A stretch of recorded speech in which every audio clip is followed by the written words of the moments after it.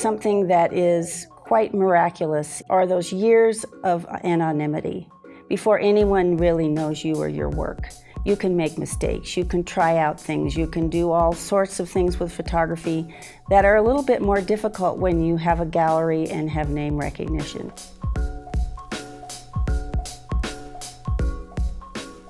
I was an artist growing up and did a little dabbling in photography, but really was interested in working in fashion. I became the fashion editor for Vogue Patterns and Vogue Knitting magazines. I did that for a decade, standing next to some of the best photographers in the world, and I still didn't think about doing photography for myself until I moved back to California and had children, and there was this serendipity of finding my uncle's twin lens Rolleiflex and seeing the world through that camera completely changed how I made work.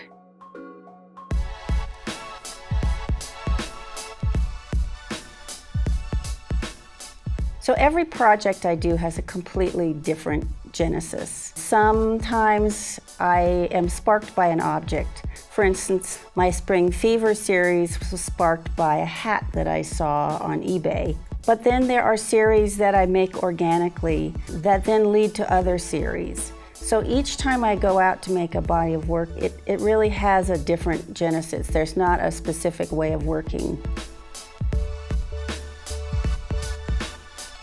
I'm really fascinated with the poignancy of aging, of childhood, how people navigate the world as they're growing up and moving through their life.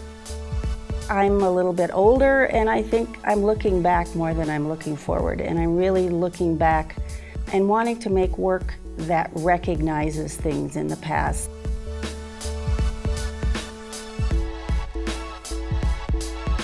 I didn't come out of academia, so I didn't have an institution that was really helping me to learn the ropes. So I made a lot of mistakes, I had a lot of missed opportunities, but once I figured out that I needed to shoot with intention and shoot a project where there are at least 20 images that connect to each other, that's when my work started getting out into the world. As we all know, every man, woman, and child has a camera right now, and it's really changing our whole visual language, how we communicate. When everyone decided to start a blog, I was one of those people that just started a personal blog, and I would post an image or two, and then I would wait for my 5 followers to give me the thumbs up. And after about 6 months, that just felt really hollow to me. And I made a commitment to myself to feature a different photographer every day.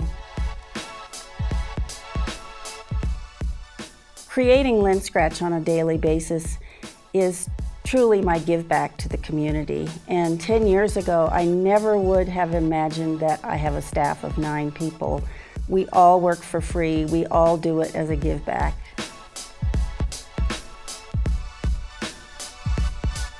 It's not all about you. And the more you reach out to other photographers and compliment their work and get connected with people in the photo world, the richer your life will become.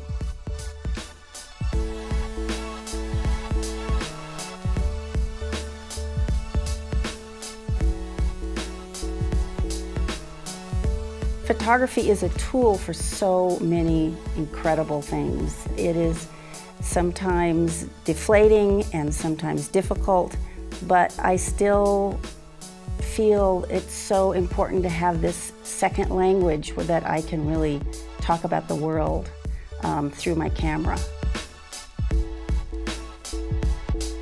But I do think it's important to speak that creativity is not a straight line, and that you will have months to years of not feeling creative, but you still have to show up and do the work. And that's the sign of a true artist.